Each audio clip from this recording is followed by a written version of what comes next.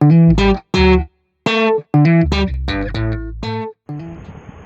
Friends, ನಮಸ್ಕಾರ.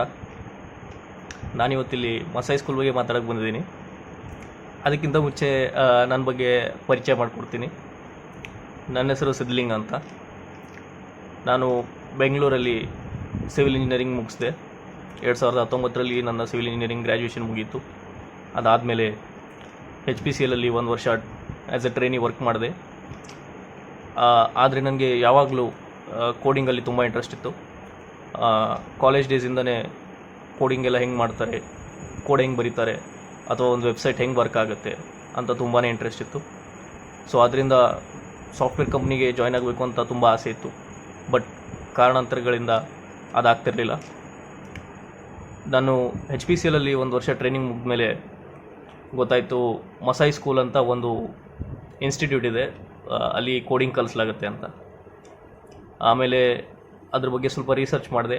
So ಆವಾಗ ಗೊತ್ತಾಯಿತು ಮಸಾಯಿ ಸ್ಕೂಲ್ ನಮ್ಮ ಬೆಂಗಳೂರಲ್ಲೇ ಶುರುವಾದಂಥ ಒಂದು ಕೋಡಿಂಗ್ ಸ್ಕೂಲ್ ಅಂತ.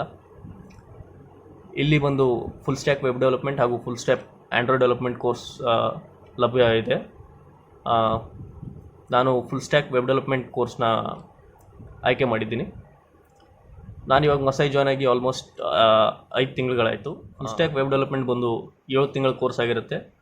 ಸೊ ಇಲ್ಲಿ ನಮಗೆ ಜಾವಾಸ್ಕ್ರಿಪ್ಟ್ ಹಾಗೂ ಅದರ ಫ್ರೇಮ್ವರ್ಕ್ಸ್ ಆದಂಥ express, Node.js, react library, HTML CSS ಬಗ್ಗೆ ಹೇಳ್ಕೊಳ್ಳಾಗುತ್ತೆ. ಮಸಾಯಿ ಸ್ಕೂಲ್ ಬಂದು ಒಂದು multi type of coding school ಅಂತ ಹೇಳ್ತಾರೆ. ಸೊ ನಾನು ಮಸಾಯಿ ಸ್ಕೂಲ್ ಜಾಯ್ನ್ ಆಗೋಕ್ಕೆ ಮುಖ್ಯವಾಗಿ 2 ಕಾರಣಗಳಿದೆ. ಮೊದಲನೇದು ಬಂದು ಇದು ಮಾಸ್ಟ್ರಿ ಬೇಸ್ಡ್ ಪ್ರೋಗ್ರೆಷನ್ ಹಾಗೂ ಔಟ್ಕಮ್ ಡ್ರಿವನ್ ಸ್ಕೂಲ್ ಅಂತ ಹೇಳ್ತೀವಿ. ಸೊ ನಾನು ಬೇಕಾದಷ್ಟು ಇನ್ಸ್ಟಿಟ್ಯೂಟ್ಸ್ ನೋಡಿದ್ದೀನಿ ಬೆಂಗಳೂರಲ್ಲಿ, ಕೋಡಿಂಗ್ ಇನ್ಸ್ಟಿಟ್ಯೂಟ್ಸ್. ಬಟ್ ಇದು ಎಲ್ಲದಕ್ಕಿಂತ ವಿಭಿನ್ನವಾಗಿದೆ. ಯಾವ ರೀತಿ ಅಂದರೆ, ಎಷ್ಟೋ ಇನ್ಸ್ಟಿಟ್ಯೂಟ್ಸ್ ಇದೆ, ಫೀಸ್ ತೊಗೋತಾರೆ, 3-4 ತಿಂಗಳು ಕೋರ್ಸ್ ಮಾಡಿಸ್ತಾರೆ, ಅದಾದಮೇಲೆ ಒಂದು ಸರ್ಟಿಫಿಕೇಟ್ ಅಂತ ಕೊಡ್ತಾರೆ, ಅಷ್ಟೇ ಮುಗೀತು. ಬಟ್ ಇಲ್ಲಿ ಆ ಥರ ಇಲ್ಲವೇ ಇಲ್ಲ. ಇಲ್ಲಿ ನೀವು ಒಂದು ಯೂನಿಟಿಂದ ಇನ್ನೊಂದು ಯೂನಿಟಿಗೆ ಮೂವ್ಮೆಂಟ್ ಆಗಬೇಕಂದ್ರೆ ನಿಮ್ಮ ಹಾರ್ಡ್ ವರ್ಕ್ ತುಂಬ ಇಂಪಾರ್ಟೆಂಟ್ ಆಗುತ್ತೆ, ನಿಮ್ಮ ಇನ್ವಾಲ್ವ್ಮೆಂಟ್ ತುಂಬ ಇಂಪಾರ್ಟೆಂಟ್ ಆಗುತ್ತೆ. ಎಲ್ಲಿವರೆಗೂ ನೀವು ಕಾನ್ಸೆಪ್ಟ್ಸ್ನ ಅರ್ಥ ಮಾಡ್ಕೊಳ್ಳಲ್ವೋ ಅಲ್ಲಿವರೆಗೂ ನಿಮಗೆ ಯೂನಿಟ್ ಮೂಮೆಂಟ್ ಸಾಧ್ಯವಾಗೋಲ್ಲ. ಸೊ ಆ ಥರ ಸ್ಕೂಲ್ ಇದು. ಸೊ 2ನೇ ಕಾರಣ ಏನಪ್ಪ ಅಂದರೆ ಫೀಸ್. ಬೇರೆ ಯಾವ ಇನ್ಸ್ಟಿಟ್ಯೂಟಲ್ಲಿ ಕೂಡ ಫೀಸ್ ಇಲ್ಲದೆ ನಿಮಗೆ ಅಡ್ಮಿಷನ್ ಕೂಡ ಮಾಡ್ಕೊಳ್ಳಲ್ಲ. ಬಟ್ ಇಲ್ಲಿ ಆ ಥರ ಇಲ್ಲ. ನೀವು ಕೋರ್ಸ್ ಕಂಪ್ಲೀಟ್ ಮಾಡಿ ನಿಮಗೆ 5 ಲಕ್ಷ CTC ಮೇಲೆ ಪ್ಲೇಸ್ ಆಗೋವರೆಗೂ ನೀವು ಮಸಾಯಿ ಸ್ಕೂಲ್ಗೆ ₹1 ಕೂಡ ಕೊಡಬೇಕಾಗಿಲ್ಲ. ನೀವು ಕೋರ್ಸ್ ಮುಗಿಸಿ ಪ್ಲೇಸ್ ಆದಮೇಲೆ, ಅದು 5 ಲಕ್ಷ CTC ಮೇಲೆ ಪ್ಲೇಸ್ ಆದರೆ ಮಾತ್ರ ಆವಾಗ ನಿಮ್ಮ ಇನ್ಕಮ್ ಶೇರ್ ಅಗ್ರಿಮೆಂಟ್ ಸ್ಟಾರ್ಟ್ ಆಗುತ್ತೆ. ಆವಾಗ ತಿಂಗಳ ಕಂತಲ್ಲಿ ನೀವು ಮಸಾಯಿ ಸ್ಕೂಲ್ಗೆ ಫೀಸ್ನ ಪೇ ಮಾಡಬೇಕಾಗುತ್ತೆ. ಕರಿಕ್ಯುಲಮ್ ಬಂದು ಫುಲ್ ಸ್ಟ್ಯಾಕ್ ವೆಬ್ ಡೆವಲಪ್ಮೆಂಟಲ್ಲಿ ಮರ್ನ್ ಸ್ಟ್ಯಾಕ್ ಅನ್ನೋ ಒಂದು ಟೆಕ್ ಸ್ಟ್ಯಾಕ್ ಮೇಲೆ ಟ್ರೈನ್ ಮಾಡಲಾಗುತ್ತೆ. ಮರ್ನ್ ಸ್ಟ್ಯಾಕ್ ಬಂದುಬಿಟ್ಟು MongoDB, express, react and Node.js ಅಂತ. ಸೊ ಜಾವಾಸ್ಕ್ರಿಪ್ಟ್ ಲ್ಯಾಂಗ್ವೇಜಲ್ಲಿ ಇದೆಲ್ಲ ಮಾಡಲಾಗುತ್ತೆ. ಇದ್ರ ಜೊತೆಗೆ ಡಾಟಾ ಸ್ಟ್ರಕ್ಚರ್ಸ್ ಆ್ಯಂಡ್ ಆಲ್ಗೋರಿದಮ್ಸ್ ಕೂಡ ಕಲಿಸಲಾಗುತ್ತೆ. ಒಟ್ಟಿನಲ್ಲಿ 6 ಯೂನಿಟ್ ಇರುತ್ತೆ. ಯೂನಿಟ್ 1ಇಂದ 5 ಪ್ರತಿ ಯೂನಿಟಲ್ಲಿ ಹೊಸದಾಗಿ ಒಂದೊಂದು ಟೆಕ್ ಸ್ಟ್ಯಾಕ್ನ ಕಲಿತಿರ್ತೀರ. ಆಮೇಲೆ 6th ಯೂನಿಟ್ ಬಂದುಬಿಟ್ಟು ಕಂಪ್ಲೀಟ್ ರಿವಿಷನ್ ಆಗಿರುತ್ತೆ. ಸೊ ಯೂನಿಟ್ 1ಅಲ್ಲಿ ಬಂದುಬಿಟ್ಟು ಜಾವಾಸ್ಕ್ರಿಪ್ಟ್ ಬೇಸಿಕ್ ಬಗ್ಗೆ ಹೇಳ್ಕೊಳ್ಳಾಗುತ್ತೆ. ಯೂನಿಟ್ 2 ಬಂದುಬಿಟ್ಟು HTML, CSS and JavaScript continue ಆಗುತ್ತೆ. ಯೂನಿಟ್ 3ಅಲ್ಲಿ ಅಡ್ವಾನ್ಸ್ ಜಾವಾಸ್ಕ್ರಿಪ್ಟ್ ಹೇಳ್ಕೊಳ್ಳಾಗುತ್ತೆ. ಯೂನಿಟ್ 4 ಬಂದು back end related to MongoDB, Express and Node.js ಇರುತ್ತೆ. ಯೂನಿಟ್ 5 ಬಂದುಬಿಟ್ಟು ರಿಯಾಕ್ಟ್ ಇರುತ್ತೆ, ರಿಡಕ್ಸ್ ಇರುತ್ತೆ. ಸೊ ಪ್ರತಿ ಯೂನಿಟ್ ಕೂಡ 5 ವಾರದಿರುತ್ತೆ. ಸೊ ಯೂನಿಟ್ 2ರಿಂದ ಯೂನಿಟ್ 5ರವರೆಗೂ ಫಸ್ಟ್ 4 ವಾರ ಕ್ಲಾಸಸ್ ಇರುತ್ತೆ, ಲಾಸ್ಟ್ 1 ವಾರ ಪ್ರಾಜೆಕ್ಟ್ ಇರುತ್ತೆ. ಸೊ ಪ್ರಾಜೆಕ್ಟ್ ಏನಪ್ಪ ಅಂದರೆ ಕನ್ಸ್ಟ್ರಕ್ಟಿವ್ ಪ್ರಾಜೆಕ್ಟ್ ಅಂತ ಹೇಳ್ತೀವಿ. ಸೊ 1 ವಾರ ಟೈಮಲ್ಲಿ ನಿಮಗೆ ಟೀಮ್ಸ್ನ ಅಲಾಟ್ ಮಾಡಲಾಗುತ್ತೆ. ಮಸಾಯಿ ಅವರೇ ಟೀಮ್ ಅಲಾಟ್ ಮಾಡ್ತಾರೆ. ಟೀಮಲ್ಲಿ 5ರಿಂದ 6 ಜನ ಇರ್ತೀವಿ. ಸೊ ಈ 1 ವಾರದಲ್ಲಿ ನಿಮಗೆ ಮಸಾಯಿ ಅವರೇ ಯಾವುದಾದ್ರೂ ಒಂದು ಇ-ಕಾಮರ್ಸ್ ವೆಬ್ಸೈಟ್ನ ಕೊಡ್ತಾರೆ. ಸೊ ಆ ವೆಬ್ಸೈಟ್ನ ನೀವು ಕಂಪ್ಲೀಟಾಗಿ ಅದು ಹೇಗೆ ಕಾಣಿಸುತ್ತೋ ಅದೇ ರೀತಿ ನೀವು ಕ್ಲೋನ್ ಮಾಡಬೇಕು. ಸೊ ಅದು ನಿಮ್ಮ ಟಾಸ್ಕ್ ಆಗಿರುತ್ತೆ. ಮಸೈ ಸ್ಕೂಲ್ ಟೈಮಿಂಗ್ಸ್ ಬಂದು ಬೆಳಿಗ್ಗೆ 9ರಿಂದ ರಾತ್ರಿ 9 ಗಂಟೆವರೆಗೂ ಇರುತ್ತೆ. ಭಯಪಡೋ ಅವಶ್ಯಕತೆ ಇಲ್ಲ. ಹಾಗಂತ ಬೆಳಿಗ್ಗೆ 9ರಿಂದ ರಾತ್ರಿ 9 ಗಂಟೆವರೆಗೂ ಬರೀ ಕ್ಲಾಸಸ್ ಇರುತ್ತೆ ಅಂತ ಅರ್ಥ ಅಲ್ಲ. ಬೆಳಿಗ್ಗೆ 9 ಗಂಟೆಗೆ ಸ್ಕ್ರಮ್ ಅಂತ ಸ್ಟಾರ್ಟ್ ಆಗುತ್ತೆ. ಅಲ್ಲಿ ಇನ್ಸ್ಟ್ರಕ್ಟರ್ಸ್ ಬಂದು ಇವತ್ತಿನ ದಿನಚರಿ ಏನಿರುತ್ತೆ, ಇವತ್ತು ಏನೇನು ಹೇಳ್ಕೊಡ್ಲಾಗುತ್ತೆ ಅಂತ ಹೇಳ್ಕೊಡ್ತಾರೆ. ಅದಾದಮೇಲೆ 9:30 ಇಲ್ಲ 10 ಗಂಟೆಗೆ ಕ್ಲಾಸ್ ಸ್ಟಾರ್ಟ್ ಆಗುತ್ತೆ. ಜಾಸ್ತಿ ಅಂದರೆ ಒಂದು 2.5 ಗಂಟೆ ಕ್ಲಾಸ್ ಇರುತ್ತೆ. ಸೊ ಅದಾದಮೇಲೆ ಫ್ರೀ ಟೈಮ್ ಇರುತ್ತೆ. ಸೊ ಮತ್ತೆ ಮಧ್ಯಾಹ್ನ 2:30 ಇಲ್ಲ 3 ಗಂಟೆಗೆ ಕೋಡಿಂಗ್ ಕ್ಲಾಸ್ ಅಂತ ಸ್ಟಾರ್ಟ್ ಆಗುತ್ತೆ. ಸೊ ಅದು ಒಂದು 2.5 ಗಂಟೆ ಇರುತ್ತೆ. ಸೊ ಅದಾದಮೇಲೆ ಅಸೈನ್ಮೆಂಟ್ಸ್ ಅಂತ ಇರುತ್ತೆ. ಸೊ ಡೈಲಿ ಅಸೈನ್ಮೆಂಟ್ಸ್ ಇರುತ್ತೆ. ಸೊ ನಮ್ಮ ಕೆಲಸ ಏನಂದರೆ ಡೈಲಿ ಅಸೈನ್ಮೆಂಟ್ಸ್ ಕಂಪ್ಲೀಟ್ ಮಾಡೋದಷ್ಟೇ ನಮ್ಮ ಟಾಸ್ಕ್ ಆಗಿರುತ್ತೆ.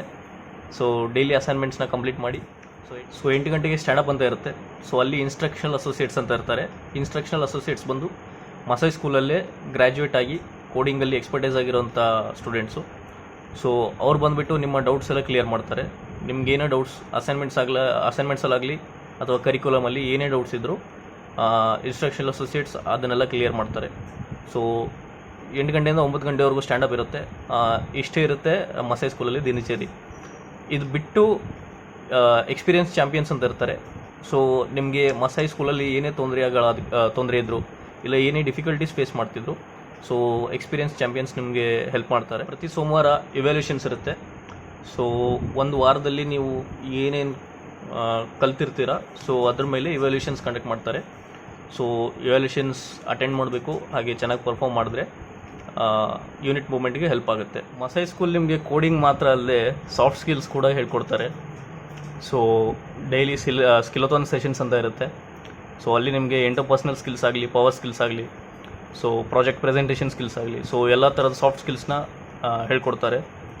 ಸೊ ಮಸೈ ಕೋಡಿಂಗ್ ಮಾತ್ರ ಅಲ್ಲದೆ ನಿಮ್ಮ ಕಂಪ್ಲೀಟ್ ಕೆರಿಯರ್ನ ಹೇಗೆ ಹ್ಯಾಂಡಲ್ ಮಾಡಬೇಕು, ನಿಮ್ಮ ಕೆರಿಯರ್ ಗ್ರೋತ್ ಹೆಂಗೆ ಆಗಬೇಕು, ಸೊ ಇದ್ರ ಬಗ್ಗೆ ಎಲ್ಲ ಹೇಳ್ಕೊಡ್ತಾರೆ.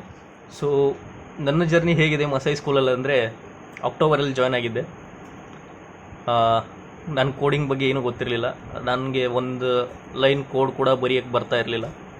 ಆದರೆ ಇವಾಗ ನೀವು ನಂಬ್ತಿರೋ ಬಿಡ್ತಿರೋ ಗೊತ್ತಿಲ್ಲ, ನಾವೇ ಎಷ್ಟೊಂದು ಪ್ರಾಜೆಕ್ಟ್ಸ್ನ ಹ್ಯಾಂಡಲ್ ಮಾಡಿದ್ದೀವಿ, ಎಷ್ಟೋ ವೆಬ್ಸೈಟ್ಸ್ನ ಕ್ಲೋನ್ ಮಾಡಿದ್ದೀವಿ. ತುಂಬ ಚೆನ್ನಾಗಿ ಕ್ಲೋನ್ ಆಗಿದೆ ವೆಬ್ಸೈಟ್ಸ್. ನಾನು ಮಸೈ ಸ್ಕೂಲ್ ಜಾಯ್ನ್ ಆದಮೇಲೆ ನನ್ನ ಲೈಫಲ್ಲಿ ತುಂಬ ಚೇಂಜಸ್ ಬಂದಿದೆ. ನನ್ನ ಲೈಫಲ್ಲಿ ಸೆಲ್ಫ್ ಡಿಸಿಪ್ಲಿನ್ ಕಲ್ತಿದ್ದೀನಿ, ಟೈಮ್ ಮ್ಯಾನೇಜ್ಮೆಂಟ್ ಕಲ್ತಿದ್ದೀನಿ. ಸೊ ಮಸೈ ಸ್ಕೂಲ್ ಕೋಡಿಂಗ್ ಮಾತ್ರ ಅಲ್ಲದೆ ಈ ಥರದ್ದೆಲ್ಲ ಬೇರೆ ವಿಷಯಗಳಲ್ಲಿ ಕಾನ್ಸಂಟ್ರೇಟ್ ಮಾಡುತ್ತೆ.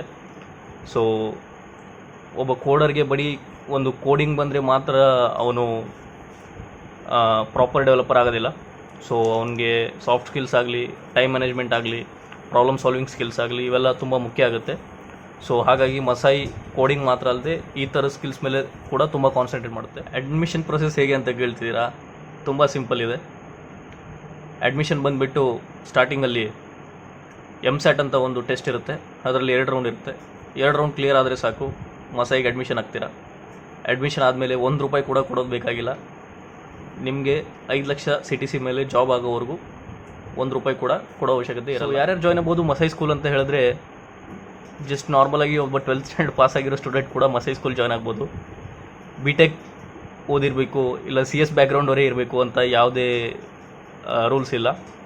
ಸೊ ನಾರ್ಮಲಾಗಿ ಯಾವುದೇ ಡಿಗ್ರಿ ಇದ್ದರೂ ಅಥವಾ ಜಸ್ಟ್ 12th ಸ್ಟ್ಯಾಂಡರ್ಡ್ ಪಾಸ್ ಆಗಿದ್ದರೂ ಕೂಡ ಮಸೈ ಸ್ಕೂಲ್ ಜಾಯ್ನ್ ಆಗ್ಬೋದು. ಇನ್ನೊಂದೇನು ಗೊತ್ತಾ ಫ್ರೆಂಡ್ಸ್, ಎಷ್ಟೋ ಜನ ಅನ್ಕೋತೀವಿ ನಾವು ಕಂಪ್ಯೂಟರ್ ಸೈನ್ಸ್ ಇಂಜಿನಿಯರಿಂಗ್ ಸ್ಟೂಡೆಂಟ್ಸ್ ಎಲ್ಲ ತುಂಬ ಕೋಡ್ ಮಾಡಿರ್ತಾರೆ, ಅವರೆಲ್ಲ ಕೋಡಿಂಗಲ್ಲಿ ಎಕ್ಸ್ಪರ್ಟ್ಸ್ ಇರ್ತಾರೆ, ತುಂಬ ಕೋಡಿಂಗಲ್ಲಿ ನಾಲೆಡ್ಜ್ ಇರುತ್ತೆ ಅಂತ. ಆ ರೀತಿ ಏನೂ ಇರಲ್ಲ. ಅವರು 4 ವರ್ಷ ಇಂಜಿನಿಯರಿಂಗಲ್ಲಿ ಎಷ್ಟು ಕೋಡಿಂಗ್ ಮಾಡಿರ್ತಾರೋ ಅದಕ್ಕಿಂತ 3 ಪಟ್ಟು ಜಾಸ್ತಿ ಕೋಡಿಂಗ್ ನೀವು ಜಸ್ಟ್ 7 ಮಂತ್ಸಲ್ಲಿ ಮಾಡ್ತೀರಾ. ಸೊ ಆ ರೀತಿ ಇದೆ ಮಸೈ ಸ್ಕೂಲು. ಸೊ ನಿಮಗೆ ಕೋಡಿಂಗಲ್ಲಿ ಇಂಟ್ರೆಸ್ಟ್ ಇದ್ದರೆ ನಾನು ಡೆಫಿನೆಟ್ಲಿ ಹೇಳ್ತೀನಿ Masai school is the best. ನಿಮಗೆ ಈ ವಿಡಿಯೋ ಇಷ್ಟ ಆಗಿದೆ ಅನ್ಕೋತಿದ್ದೀನಿ. ವಿಡಿಯೋ ನೋಡಿದ್ದಕ್ಕೆ ತುಂಬ ಥ್ಯಾಂಕ್ಸ್. ಬಾಯ್ ಬಾಯ್.